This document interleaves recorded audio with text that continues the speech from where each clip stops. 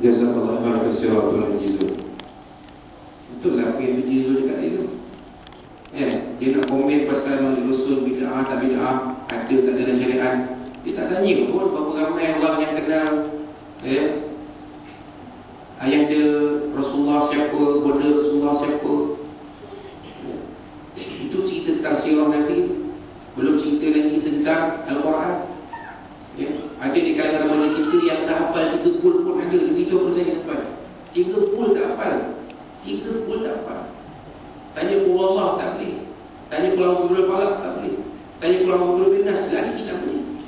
Apa nak jadi kan? Apabila dada kita kosong dan tidak daripada Al-Quran.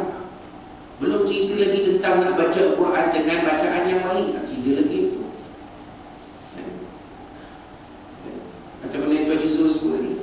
Belum lagi cerita tentang ilmu agama, ilmu fardu ain. Belum cerita lagi tentang penghayatan solat, penghayatan sembahyang. 85% remaja Muslim dalam negara kita ini tidak solat fardu 5 waktu. Tidak solat. Bukan solat. Tidak solat dalam 1 waktu pun. Yang 5 waktu tu 1 waktu, 2 waktu, 3 waktu, ikut dan ikut sompek. Minta maaf Tuan Zul dan Tuan Mat di sini kawasan orang kampung. Yang hitam tak boleh kawasan orang kampung. Orang kampung ni dia orang Minang, dia orang cakap dia lagi buat macam cakap di 9 je. Kalau saya korban bongak, faham kan? Bongak tu namanya pembohong. Kalau saya dalam ceramah-ceramah ke, kalau di sini ke, di Kampung Baru, Wahai Kuning ke, kadang-kadang tolong orang cakap di 9 ni, insyaAllah orang boleh faham kan? Boleh lah, ikut sikit-sikit je lah. Jadi belum cerita benda-benda macam tu, kita dah mempertikaikan. Kita buat malam cerita Rasul, buat program cerita Rasul macam yang kita buat sekarang ni. Kita nak tarik masyarakat supaya sekurang-kurangnya ada rasa cinta kepada Rasulullah SAW dalam masa yang sama cinta kepada agama. Itu sebenarnya bukannya kita buat alam itu, kita buat mungkin setahun sekali. Itu pun jadi isu kan? Jadi isu. Benda-benda lain, benda-benda yang kita sebut tadi tak pun disentuh. Tak ada pun disentuh. Macam mana kalau kita nak tarik pemuda-pemudi remaja belia kita supaya hadir ke masjid mengerjakan solat berjamaah, tak disentuh benda. Tak ada pun di kalangan mereka untuk benda. Yang dipertikaikan Maulid Rasul ni ada ke tak ada, bid'ah ke tak bid'ah. Sedangkan itu cara dan pendekatan kita sebenarnya Tuan Yesus sebut tadi. Kita menceritakan kisah sirah Rasulullah SAW di mana antaranya Nabi SAW ini berperanan sebagai orang yang menyatukan manusia di bawah satu agama, iaitu agama Allah SWT.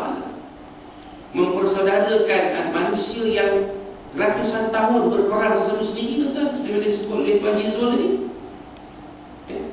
Itu orang-orang Madinah yang memeluk Islam dari kalangan suku kaum Aus dan Khazraj, mereka berperang ratusan tahun. Dipersaudarakan jadi golongan Ansar. Kalau wujud, kalau kita nama sahabat atau nama sahabat, itu sebagai nama sahabat Abu Ayyub Al-Ansari radhiyallahu anhu. Al-Ansari itu merujuk kepada asal usul dia orang Madinah, bukan? Kemudian dipersaudarakan pula orang Ansari dengan sahabat-sahabat Nabi yang berhijrah daripada kota Makkahul Mukarramah, iaitu golongan Muhajirin. Dipersaudarakan. Jadilah umat Islam di kota Madinah itu orang-orang. Siapa punya peranan ni? Peranan ni dimainkan oleh Rasulullah sallallahu alaihi wasallam. Di mana tempat dimainkan peranan ni? Di dalam masjid Nabi. Maknanya masjid ni tempatnya tuan rumah. Dan Rasulullah itu agentnya tuan rumah. Jadi saya nak tanyalah kepada yang dihormati Tuan Mazhar.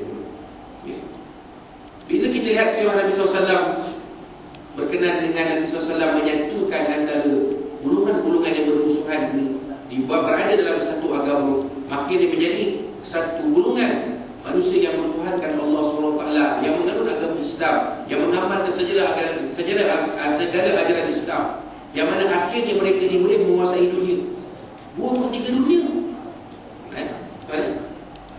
Sehingga mereka boleh menguasai 2/3 dunia, daripada Maghrib, daripada timur ke, daripada barat ke timur ke, daripada pesisir lautan Atlantik sampailah ke pesisir lautan Pasifik. dikuasai oleh umat Islam waktu itu. Sekarang nak balik tuan. Kita sekarang ni dah jadi sebenarnya yang Nabi sebut, walakin aku muthar Israel. Kita ni sudah jadi seperti buih di lautan yang tak boleh buat apa. Dalam keadaan itu pun kita berpecah.